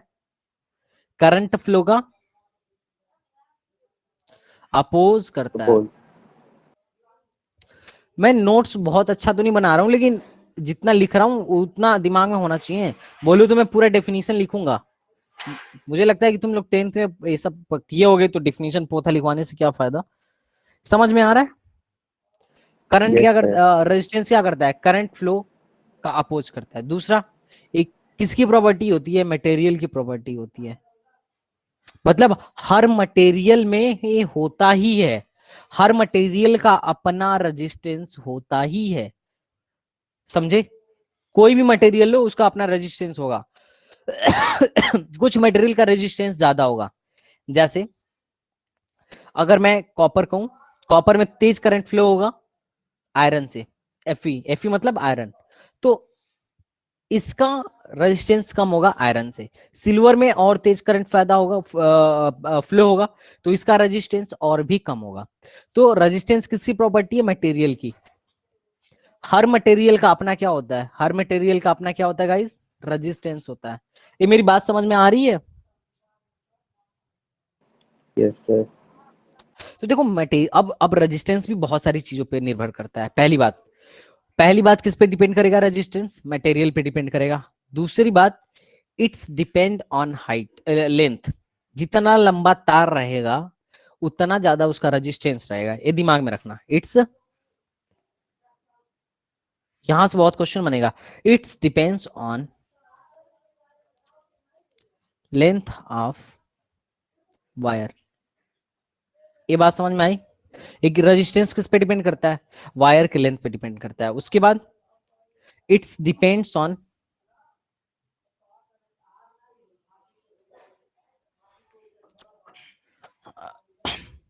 Area of wire. मेरी बात समझ में आई?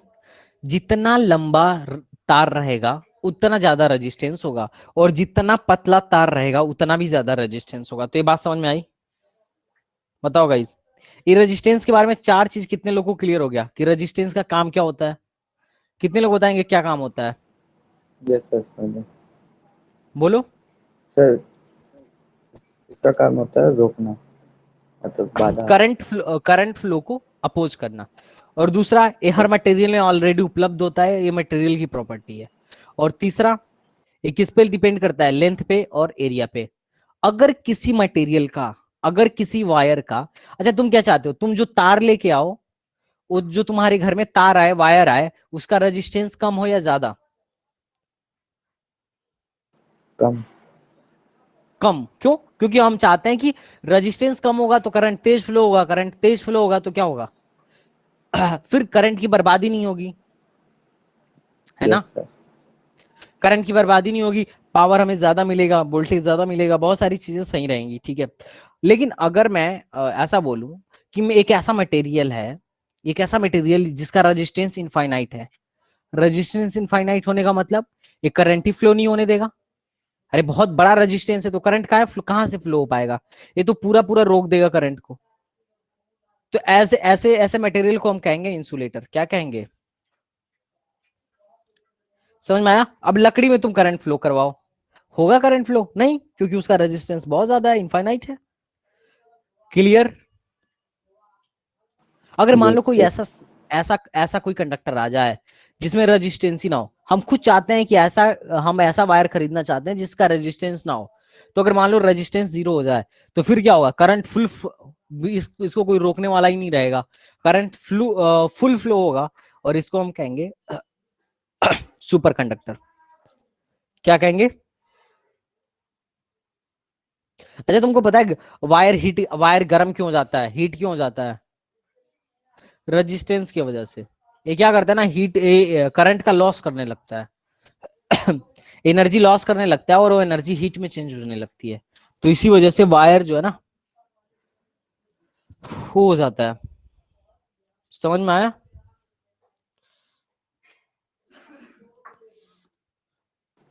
Yes sir.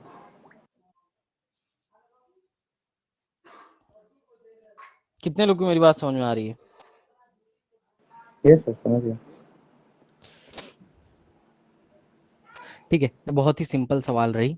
अब हमने रेजिस्टेंस के बारे में थोड़ा सा बात किया। अब कैसे डिपेंड करता है, फॉर्मूला देखते हैं रेजिस्टेंस का। देखो, रेजिस्टेंस जो होता है लेंथ पे डिपेंड करता है, जितना लंबा वायर उतना ज्यादा रेजिस्टेंस।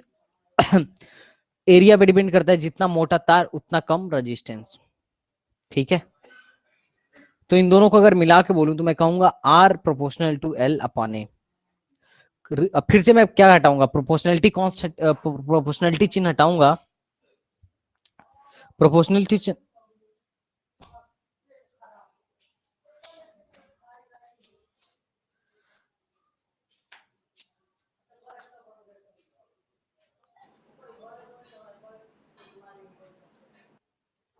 प्रोपोर्शनलिटी चिन्ह हटाऊंगा। अगर मैं प्रोपोर्शनलिटी चिन्ह हटाऊंगा तो क्या लगाऊंगा? रेजिस्टिविटी। एक कोई कांस्टेंट लगाऊंगा, तो मैंने लगाया yes sir. R is equal to rho L by A. ठीक है, तो इस कांस्टेंट को हम एक नाम देते हैं जिसको हम कहते हैं रजिस्टिविटी। क्या कहते हैं? रजिस्टिविटी। क्या कहते हैं? रजिस्टिविटी। तो ये रजिस्टिविटी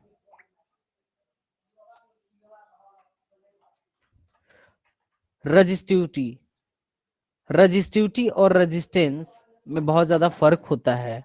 ठीक है, रजिस्टिविटी एंड रेजिस्टेंस में बहुत ज्यादा फर्क होता है। कई लोग कंफ्यूज हो जाते हैं रजिस्टिविटी और रेजिस्टेंस में। रजिस्टिविटी क्या है? बोलो। एक मटेरियल की सर, प्रॉपर्टी है जो करंट को अपोज करता है, लेंथ पे डिपेंड करता है, मतलब मैं कह सकता हूं कि डायमेंशन पे डिपेंड करता है।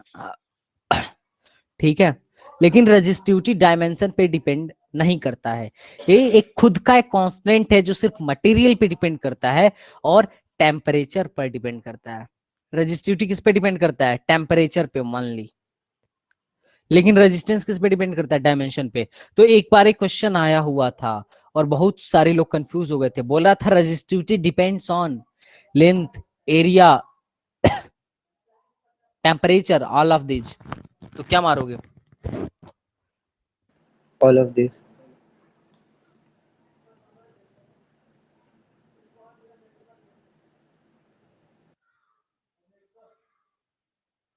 ऑल ऑफ दीज गलत भाई। रेजिस्टेंस डिपेंड करता है ना यार, लेंथ पे भी, एरिया पे भी, तीसरा टेम्परेचर पे भी, और चौथा इन तीनों पे डिपेंड करता है।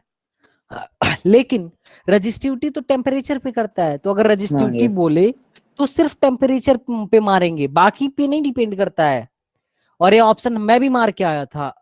मैं ओलंपियाड का एग्जाम देने गया था, तो ये ऑप्शन हमने भी मारा था, जो कि गलत था।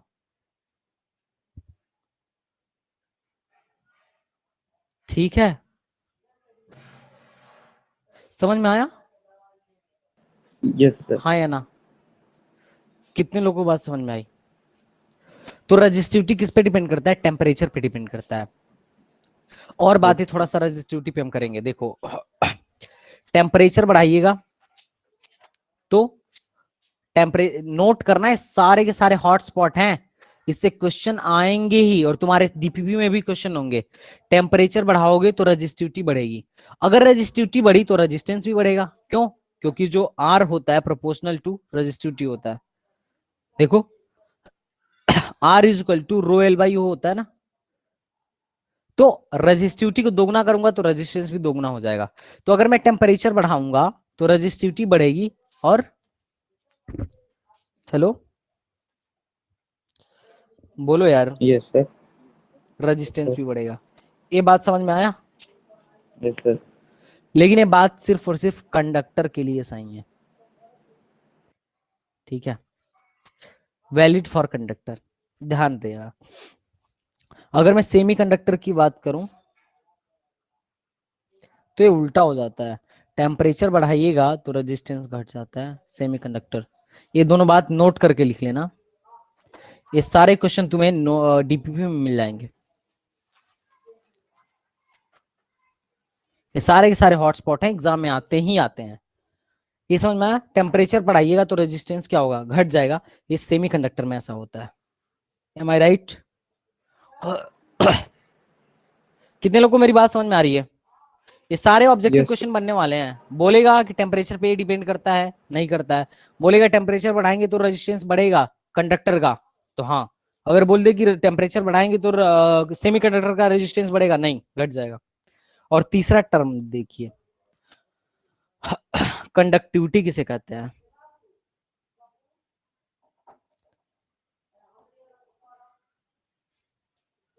कंडक्टिविटी, कंडक्टिविटी क्या होता है? सिग्मा से रिप्रेजेंट करते हैं, 1/ρ होता है। रजिस्टिविटी का उल्टा कंडक्टिविटी होता है। जो जितना अच्छा कंडक्टर होगा उसकी कंडक्टिविटी उतनी ज्यादा होगी। ये कितने लोग को मेरी बात समझ में आ गई? पूरा कंडक्टिविटी, रजिस्टिविटी, रेजिस्टेंस, ये बताइए। यस सर, हम समझ गए।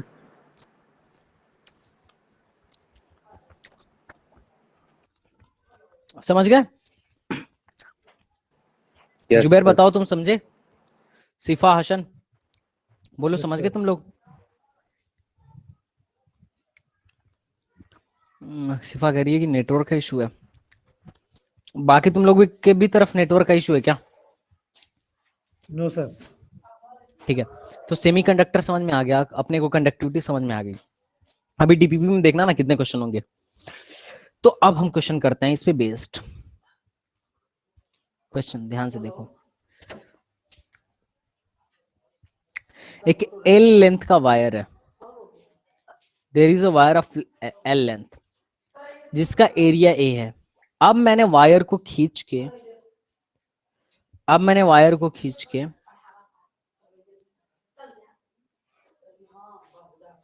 12 लंबाई का कर दिया। वायर को खींच के मैं 12 लंबाई का कर दिया। अगर ये जब ए लंबाई का था और एरिया ए था तो रेजिस्टेंस आर था।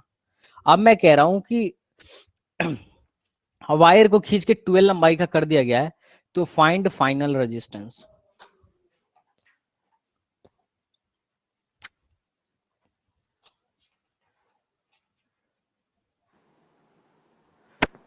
1/2 हो जाएगा। हम्म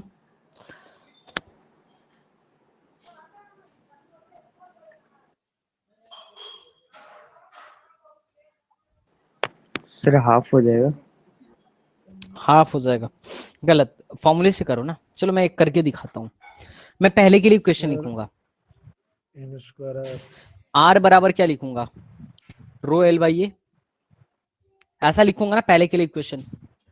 अब मैं ऊपर और नीचे एल से मल्टीप्लाई कर दे रहा हूं, तो मैं क्या बोलूंगा, आर इज इक्वल टू, देखो तुम लोग कॉन्सेप्ट सीखो, आर इज इक्वल टू, अभी क्वेश्चन तुम लोग को भी करने को मिलेगा, rho L square upon A into V, A into L V. तो रो कांस्टेंट है, वी कांस्टेंट है, वी कांस्टेंट है ना, वॉल्यूम तो कांस्टेंट ही रहेगा। अगर इसको तुम मोटा करो, पतला करो, खींच के ले जाओ कहीं, कुछ कर दो, ठीक है, मोड़ दो, निचोड़ दो, वॉल्यूम तो घटेगा बढ़ेगा नहीं ना, कि घटेगा बढ़ेगा, ये बताओ। अरे वायर एक ही है ना यार, वायर एक ही है तो मास भी तो सेम रहेगा ना। अगर इसको तुम खींच के बड़ा कर दे रहे हो तो मास थोड़ी ना घट बढ़ जाएगा। जब मास नहीं घटा तो वॉल्यूम भी नहीं घटेगा बढ़ेगा। कितने लोग को मेरी बात समझ में आई, हाँ या ना में जवाब दो। Yes sir I. Yes sir. नहीं नहीं, फील करो, फील करो। एक मोटा वायर था, यहाँ सर तुम इसको खींचोगे तो ऑब्वियस सी बात है पतला होगा, पतला होगा, तो इसका मास थोड़ी ना घट बढ़ जाएगा। 1 किलो का वायर था, उसको खींच दिए तो 1.5 किलो का थोड़ी ना हो जाएगा, चाहे आधा किलो का थोड़ी ना हो जाएगा, 1 किलो का ही रहेगा। यस तो सर जब मास नहीं घटा बढ़ा तो वॉल्यूम भी नहीं घटे बढ़ेगा, क्योंकि डेंसिटी वायर की कांस्टेंट है। एम आई राइट और नॉट?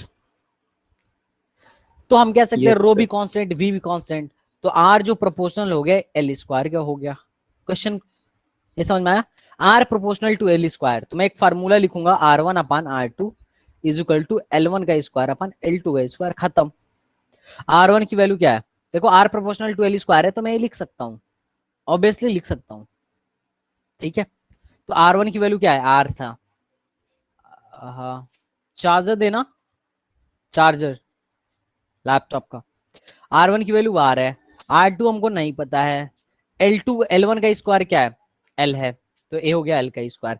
फाइनल लंबाई क्या है 2l, तो 2l का स्क्वायर 4l स्क्वायर हो गया, एल से एल कट गया, आर टू की वैल्यू क्या आ गई 4r।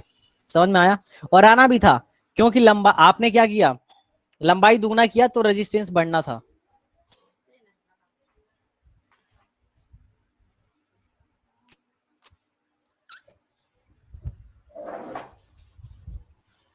समझ में आया?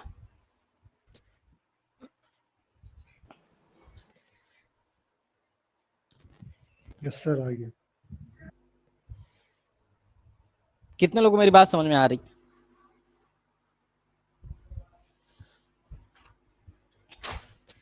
Guys please respond.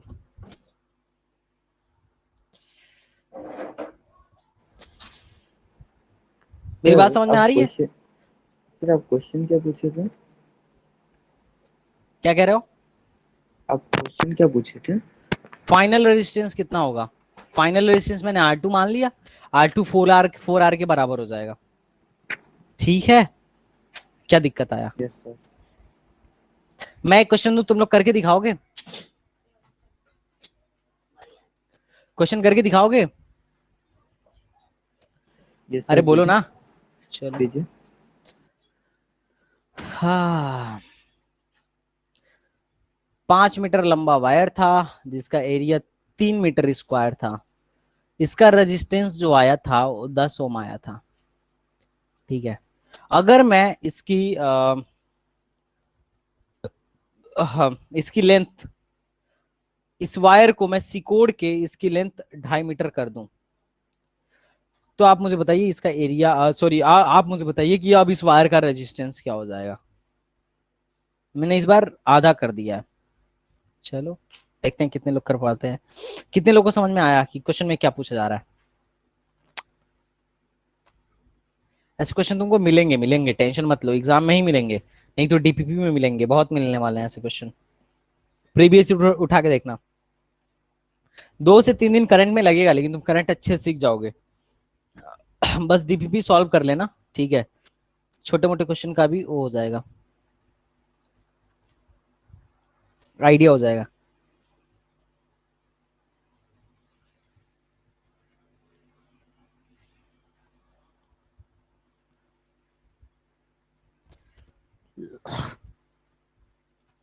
हो गया गाइज? किसको आइडिया है मैं कर दूं या करोगे, ये बताओ। Would you like to solve this? Yasin, Zubair, please respond. Would you like to solve this या फिर मैं सॉल्व कर दूं? नेट चला गया क्या मेरा? कोई बोल नहीं रहा। नहीं नहीं सर, आवाज आ रही।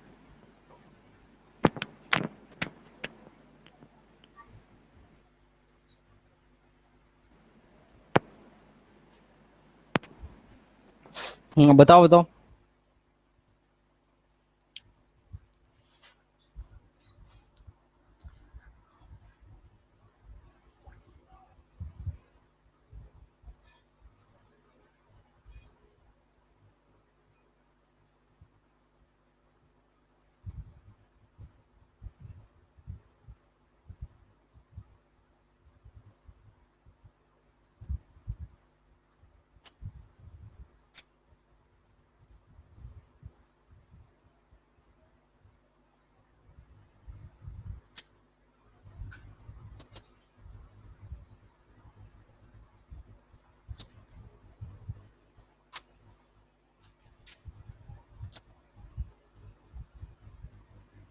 सर 6 आएगा इसका 6।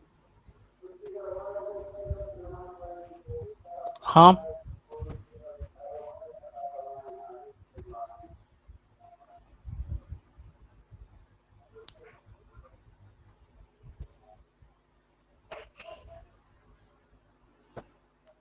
हेलो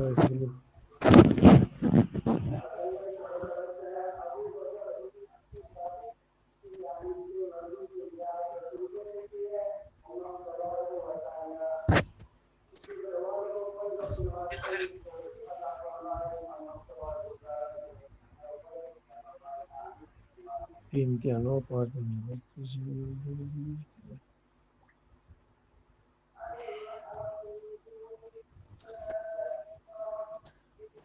सर 6 बन आंसर जाएगा। आया। दो अरे बन, एक वो मिनट तो में। बन ही जाना चाहिए, अब तक तो बन ही जाना चाहिए था।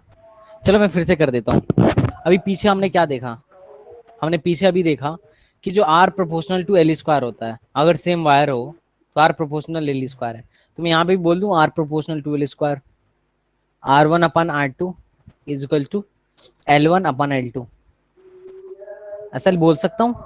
आर वन कितना था? 10 ओम था। आर टू कितना था? हमको नहीं पता है, आर टू ही तो निकालना है। इनिशियली लेंथ कितना था? 5। फाइनली लेंथ कितना है? 2.5। ठीक है गाइज।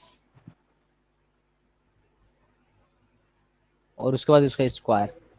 किसी को दिक्कत? आर टू बराबर क्या होगा? 2.5 से 5 काटो, 2 बार में कटेगा। अरे बोलो। Yes sir. अरे देखो यहां से यार, कहाँ गए? हमने क्या किया? आधा किया है, आधा किया ना, तो L one upon L two का होल स्क्वायर कर दिया, ये 2 बार में कट गया। तो ये कितना हो गया? 10/R2 बराबर 4। R2 बराबर 10/4 कितना हो गया? 2.5 हो गया मेरे ख्याल से, 2.5 ओम। समझ में आया? 4 गुना घट गया देखो। वैसे जब यस जब सर। रजिस्टेंस, जब लेंथ तुम 2 गुना बढ़ा रहे थे तो रजिस्टेंस 4 गुना बढ़ जा रहा था। अब लेंथ 2 गुना कम कर दिए तो रजिस्टेंस भी 4 गुना कम हो गया। देखो, लेंथ 2 गुना बढ़ाए, रेजिस्टेंस 4 गुना बढ़ गया। लेंथ 2 गुना घटाए तो रेजिस्टेंस भी 4 गुना घट गया। क्या दिक्कत है? कोई डाउट? No sir. और दूं? चलो एक और देखता हूँ, तुम लोग का दिमाग टेस्ट करता हूँ, कितना तेज दिमाग है तुम लोग का। अब मैं ना, अब मैं रजिस्टेंस, अब मैं लेंथ वेंथ का नहीं बता रहा। अब मैं इंटरेस्टेड हूँ एरिया को चेंज करने में। एक मेरा वायर था, इसका लेंथ ए था, एरिया ए था, या इसका रेडियस आर था। अब मैंने क्या किया, इसको सिकोड़ के मोटा कर दिया। इसका रेडियस जो है ना 2R हो गया। देखो कर पा रहे हो? तो तुम मुझे बताओ कि इनिशियली अगर रेजिस्टेंस आर हो तो फाइनल रेजिस्टेंस क्या होगा? इस वायर के साथ छेड़खानी करने के बाद इसका फाइनल रेजिस्टेंस क्या होगा?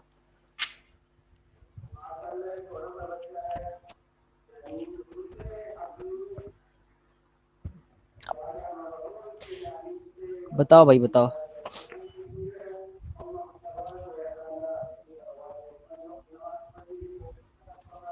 अरे बता दो। सर 1/4।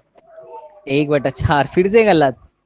कॉन्सेप्चुअल वे में चलो ना, नहीं समझ में आ रहा है तो मुझसे पूछो कॉन्सेप्ट क्या लगा है, तुम कॉन्सेप्ट क्या लगा ये बताओ, तुमने कॉन्सेप्ट क्या लगाया? आर बराबर रो एल बाई ए, यार ऐसे गलती मत करो, आर बराबर तुमने कॉन्सेप्ट क्या लगाया, रो एल बाई ए, जब इनिशियली वायर ऐसा था तो आर बराबर रो एल बाई ए हो गया।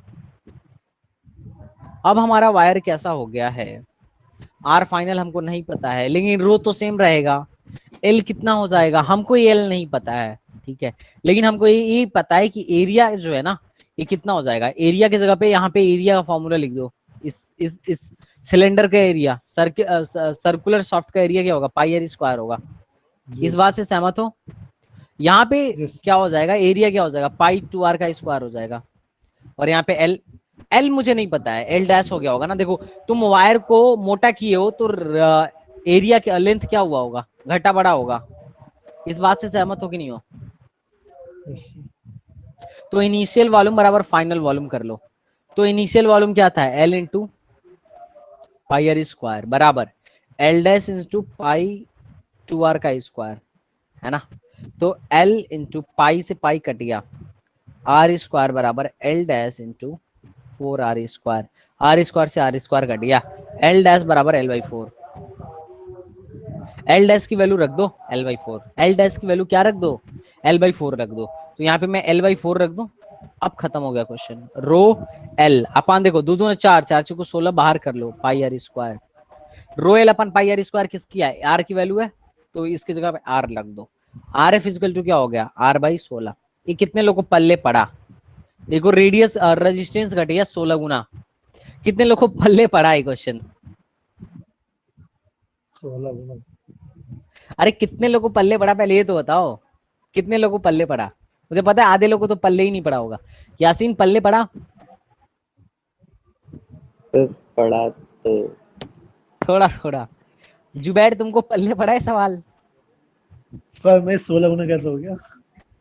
अरे देखो तो 16 गुना हो नहीं गया, सामने तो करके दिखाया हूँ कि तुमने रेडियस तार को दुगना मोटा कर दिया तो रेजिस्टेंस कितना ज्यादा घट गया, 16 गुना घट गया, देखो तुम्हारे सामने ही करा हूँ। अच्छा तुम्हें डीपीपी में एक क्वेश्चन मिलेगा, डीपीपी में लास्ट में जाना, ठीक है,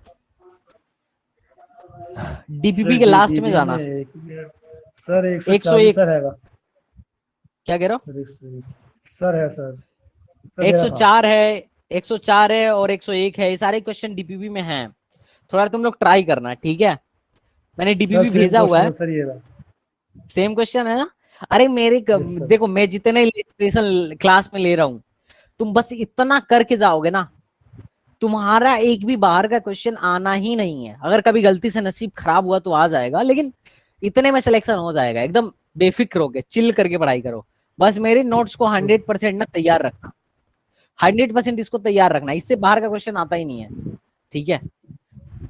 ओके सर। अब तुम्हारी स्पीड पे डिपेंड करता है कि तुम कितना करोगे, मैं एक भले एक्स्ट्रा बता देता हूँ लेकिन छूटता कुछ नहीं है, बाकी जो छूटता है डीपीपी कवर कर लेगी, ठीक है।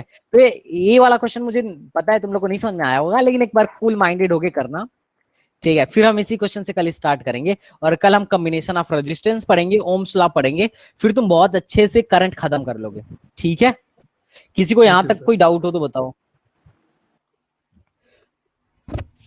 बोलो बोलो सर नहीं, इस बोलो, क्वेश्चन में सर पहला पता नहीं क्या हो गया था क्या हुआ, सर जी, ये हेलो, क्वेश्चन था इसलिए पता नहीं। पता नहीं क्या हो गया था, अरे नहीं नहीं, देखो इस क्वेश्चन को खुद से एक बार ट्राई करना ना, मैं फिर से कल बताऊंगा, कोई इशू नहीं है। तो कैसी लगी क्लास तुम्हें जुबेर, सर अच्छी, नाइस। समझ में आ रहा है ना? तो बस मेरे नोट्स को तैयार करो, ठीक है, मेरे नोट्स को तैयार कर लो, और डीपीपी जरूर लगाना। देखो कॉम्बिनेशन ऑफ रेजिस्टेंस तो मैंने नहीं पढ़ाया है, लेकिन जितने क्वेश्चन तुमसे छांट छांट के लगाओ, जितने लग जाए ठीक है, जो नहीं लगे छोड़ दो, क्योंकि कल के बाद से 2 क्लास के बाद से तुम सारे क्वेश्चन लगा लोगे, जो बड़ा बड़ा नेटवर्क दिख रहा है ना तुमको, वो सब तुम कर लोगे, जी। ठीक है। हाँ चलो, मैं कल स्क्रीन पे लेके आऊंगा, डीपीपी लेके आऊंगा, और स्क्रीन पे हम लोग खुद सॉल्व करेंगे बैठ बैठ के, ठीक है। Okay sir. ठीक है चलो, ठीक है, फिर कल मिलते हैं, bye, take okay care. Sir, bye.